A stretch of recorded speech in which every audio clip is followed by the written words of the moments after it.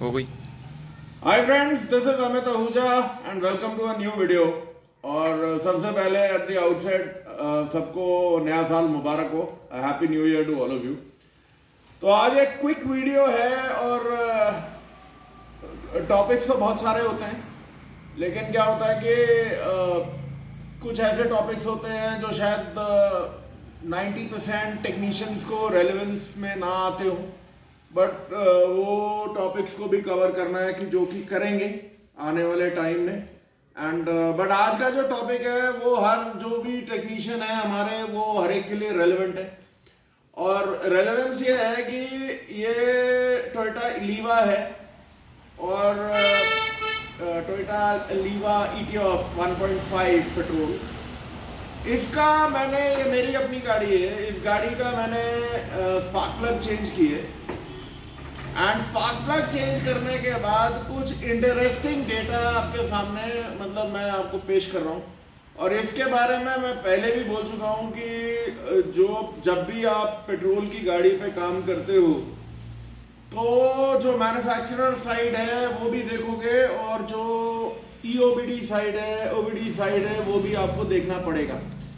और इस गाड़ी में जो है आपको मैं दिखाता हूँ, I will show you the live data कि इसमें प्रॉब्लम क्या है। In spite of the fact, मतलब स्पार्क प्लग चेंज करने के बाद भी एक ज़बरदस्त इसमें समस्या है, जो कि गाड़ी में कोई समस्या नहीं है। ये है कि ये चीज़ आपको मद्देनज़र रखना है, क्योंकि अगर आप इस चीज़ को कंप्लीट हुए बिना कस्टमर को गाड़ी दे दोगे तो वो आपको कई प्रॉब्लम्स के साथ वापस गाड़ी ले आएगा, और ये चीज़ आपको देखनी ज़रूरी है। सो लेट अस सी कि जिससे मैं बात कर रहा हूँ। तो ये स्कैनर हुक्ड अप है, और साहिल गाड़ी स्टार्ट कर। वो लीवा है, वो साहिल खड़ा है। Okay, so let us go into diagnosis. पहले मैं आपको टोयोटा में जाके कराता हूँ कि क्या दिक्कत है। Let's see, this is Asia. दिक्कत कुछ नहीं है, बट ये चीज़ आपको पता होनी चाहिए कि जब हम रूटीन सर्विसेज करते हैं उसके बाद हमको क्या देखना चाहिए और क्या नहीं देखना चाहिए।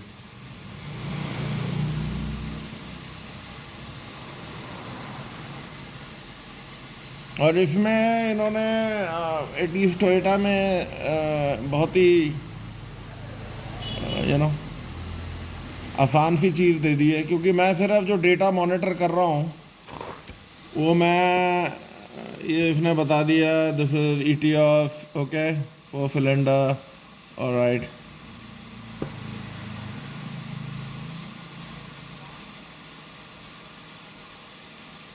Okay, system lift and engine ECT, electronic,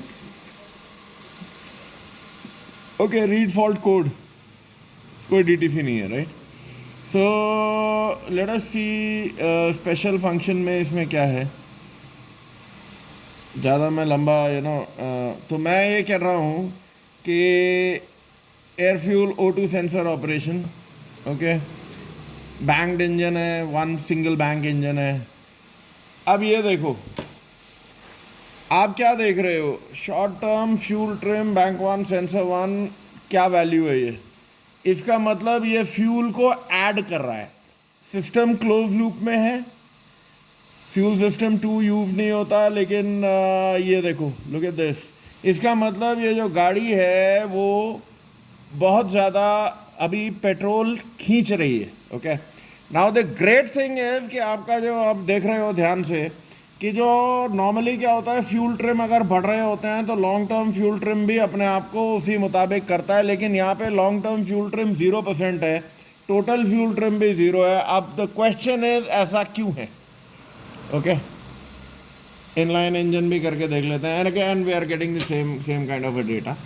अब मैं आपको बताता हूँ कि ये सिस्टम ऐसा क्यों कर रहा है।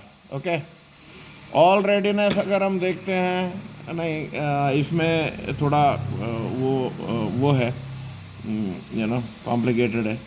सो लेट अस गो, बाहर आ जाते हैं। और मैं आपको इसका रीज़न बताता हूँ कि ये क्या है। सो ऑल EOBD पे चलते हैं।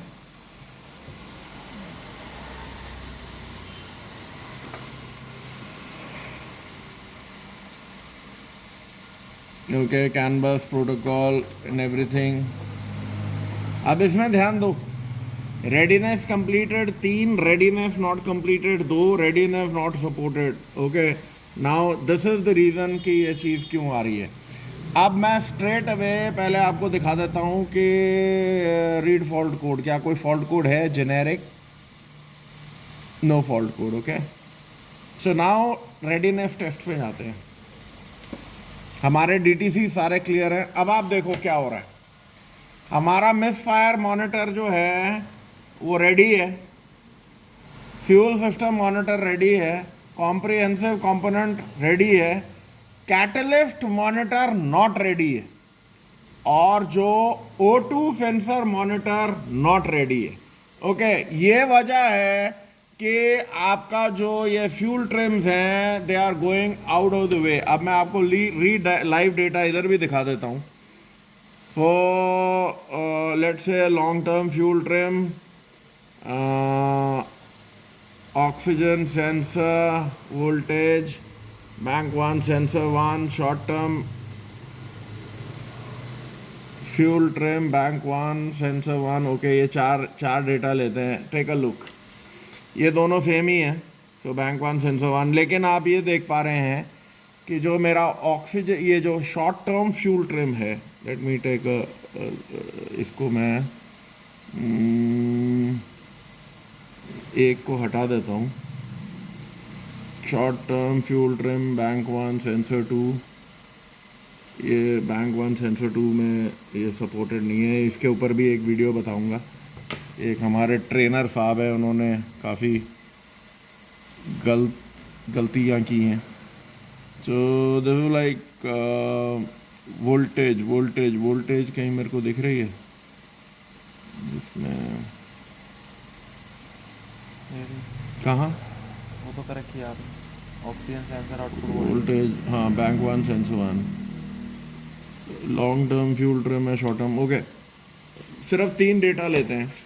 जैसे कि आप देख सकते हो कि अब क्वेश्चन ये है कि जो मेरा लॉन्ग टर्म फ्यूल ट्रिम है वो इसको फॉलो क्यों नहीं कर रहा है। वो इसलिए फॉलो नहीं कर रहा है क्योंकि जब तक ये जो रेडीनेस मॉनिटर है ये रेडी नहीं होगा तब तक ये अपने आप को ज़ीरो वैल्यू रखेगा। ये मानेगा कि ये जो वैल्यू है ये अभी टेम्परेरी है। ये जो मॉनिटर है अपने आप को रीसेट कर रहा है।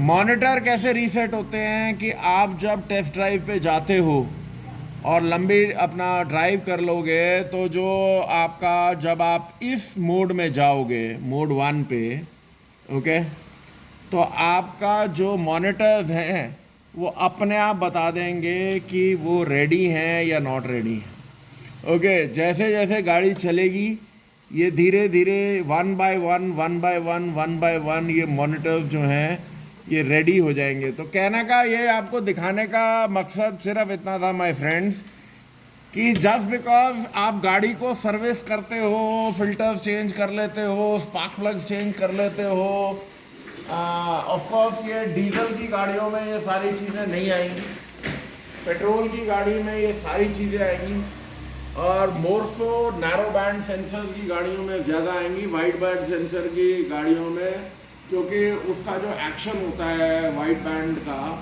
जो वाइड बैंड सेंसर होता है O2 सेंसर, उसमें जो उसकी जो एक्शन होता है वो बहुत ज़्यादा क्विक होता है, जो तो उसको इतना टाइम नहीं लगता मॉनिटर्स को सेट होने में। बट नैरो बैंड सेंसर जैसे कि इस गाड़ी में है, जो कि 90% हमारे इंडिया की पेट्रोल गाड़ियों में है, नैरो बैंड सेंसर्स में ये चीज़ें आपको देखनी पड़ेंगी, समझनी पड़ेंगी, और उसके बाद जब आप सर्विस कर लोगे उसके बाद आप कस्टमर को, जब आपका जो मॉनिटर्स हैं वो रेडी हो जाए तब गाड़ी हैंड ओवर करना, नहीं तो अननेसेसरली आपको प्रॉब्लम आ सकती है। मसला ये है कि ये चीज़ें आपको पता होनी चाहिए कि आपका स्कैनर आपका बेस्ट फ्रेंड है, ये आपको बता रहा है। मैन्युफैक्चरर साइड में आपको ये जो रेडीनेस मॉनिटर में मिलने बहुत मुश्किल है, और अगर आप फैक्ट्री स्कैन टूल भी लेंगे उसमें भी आपको मिलने मुश्किल है। आपको सिर्फ OBD2 में, जो OBD2 या EOBD प्रोटोकॉल है, उसमें ही आपको ये मिलेगा। तो ये छोटी सी video I hope it help, और आप लोगों को एक बेटर टेक्नीशियन बनाने में ये आपके मददगार रहेगी। So till we meet up again एक नई वीडियो के साथ, this is Amit Ahuja, take care, bye bye.